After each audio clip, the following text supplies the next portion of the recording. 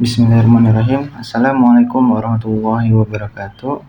Alhamdulillah wassalatu ala rasulillah amma ba'du. Sebelumnya yang terhormat Bapak dosen pengampu Bapak Dr. Iqbal Amar Muzaki MPD selaku dosen pengampu mata kuliah Filsafat Pendidikan Islam. Sebelumnya perkenalkan, nama saya Sabik Faruk Al-Fawaj dengan NPM 24106311100172 kelas angkatan 2024 kelas 4E Prodi Pendidikan Agama Islam Fakultas Agama Islam. Di sini saya akan menjawab soal ujian tengah semester. Soal yang pertama yaitu jelaskan bagaimana pengertian filsafat pendidikan Islam dapat mempengaruhi praktik pendidikan di madrasah dan pesantren. Berikan contoh konkret dari pengalaman Anda atau observasi di lapangan. Nah, jadi yang pertama itu pengertian filsafat pendidikan Islam. Filsafat pendidikan Islam mempengaruhi praktik pendidikan di madrasah dan pesantren karena itu pendidikan tidak dipandang sekadar transfer ilmu, tetapi pembentukan instan yang utuh, jasmani, intelektual, spiritual, dan sosial. Di pesantren ada hal ini tampak pada pembiasaan ibadah, adab kepada guru, disiplin hidup, dan integrasi ilmu dengan moralitas. Di madrasah juga implementasinya terlihat pada penguatan akhlak, keteladanan guru, dan keterkaitan materi pelajaran dengan nilai-nilai Islam. Contoh konkretnya di lapangan yaitu sering dijumpai ketika di pesantren. Tidak hanya mengajarkan fikih atau nahwu, tetapi juga mewajibkan santri itu menjaga adab, berjamaah, hidmah, dan hidup mandiri. Pola ini selaras dengan orientasi pendidikan Islam yang menekankan pembinaan karakter dan keseimbangan antara aspek kognitif, afektif, dan psikomotorik. Lalu soal kedua, bandingkan kedudukan filsafat pendidikan Islam dengan filsafat pendidikan Barat. Apa saja kelebihan dan kekurangan masing-masing dalam konteks pendidikan di Indonesia? Nah, di dalam kedudukan filsafat pendidikan Islam dan filsafat pendidikan Barat itu sama-sama penting sebagai landasan pendidikan. Akan tetapi orientasinya itu berbeda. Literatur perbandingan menunjukkan bahwa pendidikan Islam menekankan integrasi profan dan sakral, serta menempatkan pendidikan sebagai ibadah. Sedangkan pendidikan Barat cenderung lebih menonjol rasionalitas, humanisme, dan aspek profan. Nah, dalam aspek-aspeknya di dasar nilai. Filsafat pendidikan Islam ada wahyu, akal, pengalaman, sedangkan filsafat pendidikan Barat itu ada rasio juga pengalaman. Lalu aspek tujuannya filsafat pendidikan ada insan kamil, akhlak, dan ibadah. Sedangkan pendidikan Barat kompetensi dan otonomi. Lalu aspek kekuatan, filsafat pendidikan Islam itu lebih ke holistik, moral, dan juga spiritual. Lalu pendidikan Barat ada kritis, ilmiah, inovatif. Lalu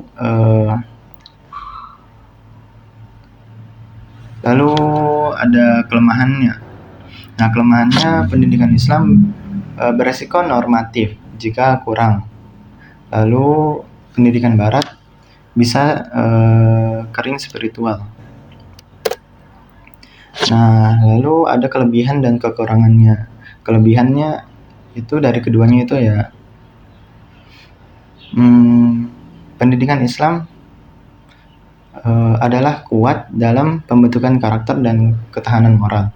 Lalu kekurangannya muncul bila terlalu tekstual dan kurang adaptif terhadap inovasi.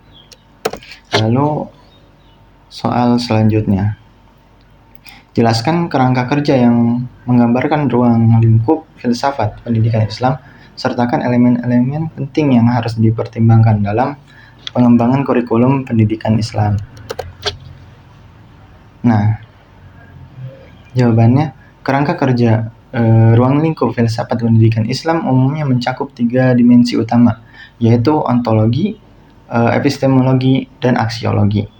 Ontologi yaitu menjawab siapa manusia dan apa hakikat pendidikan. Epistemologi membahas sumber dan cara memperoleh ilmu. Sedangkan aksiologi mengatur tujuan, nilai, dan manfaat ilmu bagi kehidupan. Nah, untuk pengembangan kurikulum pendidikan Islam, elemen yang penting yang perlu diperhatikan ialah tujuan pembentukan insan kamil. Itu yang pertama. Lalu ada integrasi iman, ilmu, amal. Lalu keseimbangan ilmu agama dan umum, relevansi dengan kebutuhan masyarakat, serta metode yang mendidik akhlak dan nalar sekaligus. Nah, kurikulum yang baik tidak cukup menyusun materi, tetapi juga harus merancang pengalaman belajar, evaluasi, dan budaya lembaga yang mendukung pembentukan nilai. Soal selanjutnya, dalam konteks pendidikan Islam, bagaimana Anda dapat menerapkan prinsip-prinsip filsafat pendidikan Islam untuk mengatasi tantangan yang dihadapi oleh lembaga pendidikan Islam saat ini? Nah, jawabannya, dalam ontologi pendidikan Islam, manusia dipahami sebagai makhluk Allah yang memiliki potensi berkembang dan harus dibina secara seimbang. Karena itu, prinsip filsafat pendidikan Islam dapat dipakai untuk mengatasi tantangan lembaga Islam saat ini, seperti dikotomi ilmu, lemahnya literasi digital, dan kurangnya integrasi antara agama dan sains dengan membangun pendidikan sistemik dan holistik. Nah, penerapannya dapat berupa revisi lembaga agar tidak hanya mencetak lulusan soleh secara ritual, tetapi juga cakap akademik, adaptif, teknologi, dan peka sosial. Nah, pesantren dan madrasah juga perlu mengembangkan tata kelola kurikulum dan pembelajaran yang mengakui manusia sebagai makhluk fisik dan non-fisik sekaligus, sehingga pembinaan karakter tidak terpisah dari penguasaan kompetensi. Lalu soal selanjutnya, jelaskan urgensi epistemologi pendidikan Islam. Bagaimana hal ini dapat berkontribusi pada pembentukan masyarakat yang lebih baik? Nah, jawabannya, epistemologi pendidikan Islam sangat urgen karena menentukan dari mana pengetahuan diambil dan bagaimana pengetahuan itu dibenarkan serta diajarkan. Sumber ilmu dalam pendidikan Islam tidak hanya akal dan pengalaman, tapi juga wahyu. Karena itu pendidikan diarahkan untuk membangun harmoni antara iman, ilmu, amal, dan akhlak. Kontribusinya bagi masyarakat adalah melahirkan manusia yang tidak hanya cerdas, tetapi juga bertanggung jawab secara moral.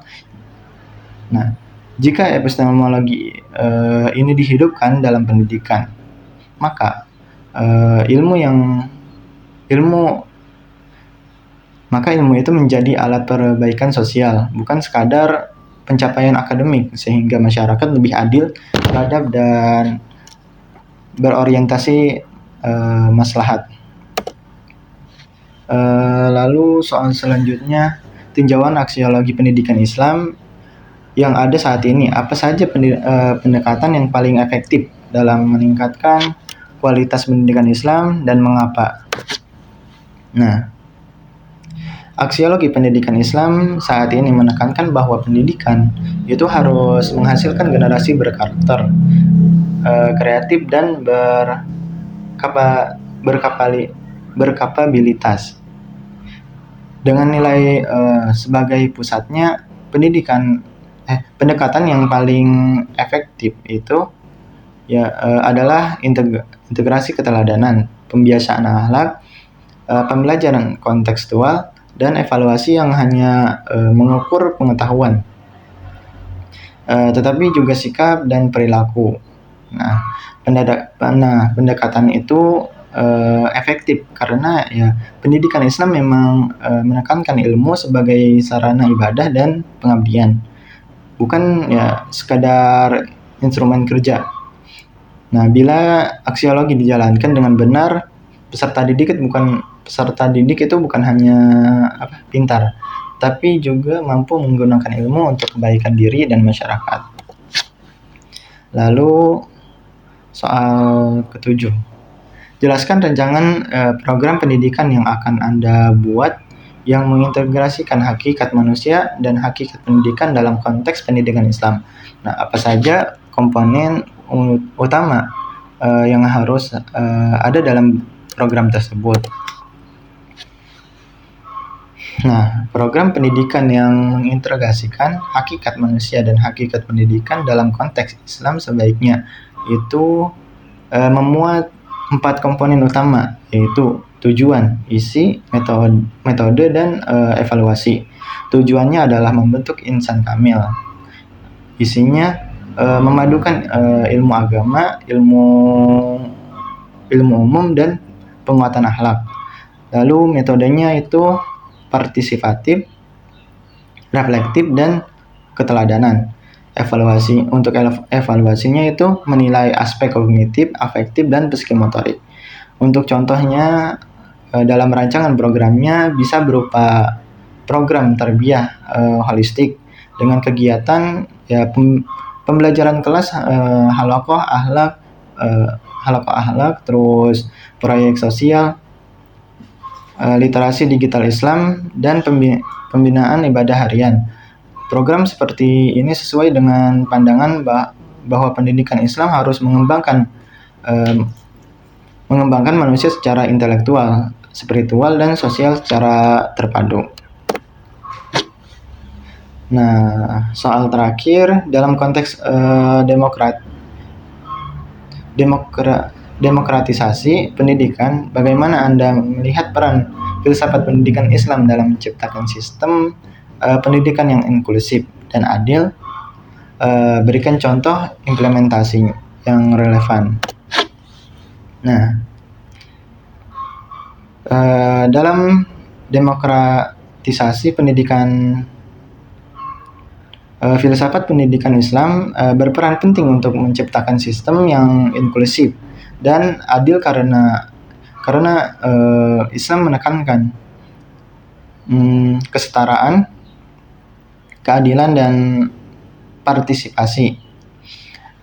Literatur yang ditemukan menegaskan bahwa demokratisasi pendidikan Islam mencakup inklusi, partisipasi aktif, keadilan, dan kesetaraan akses tanpa memandang latar belakang sosial. Nah, ekonomi atau gender. Nah, contoh implementasinya yaitu memberi akses beasiswa santri miskin yang kurang mampu. Lalu membuat ruang partisipasi orang tua dan masyarakat dalam pengembangan sekolah. Menyediakan layanan bagi peserta didik yang berkebutuhan khusus dan memastikan aturan lembaga tidak diskriminatif. Nah, dengan demikian pendidikan tidak hanya religius, tetapi juga adil dan relevan dengan kebutuhan masyarakat majemuk di Indonesia. Nah, ini untuk referensi dari hasil jawaban yang saya cari. Sekian dari saya. Bila taufik walidayah, waridha walinayah. Wassalamualaikum warahmatullahi wabarakatuh.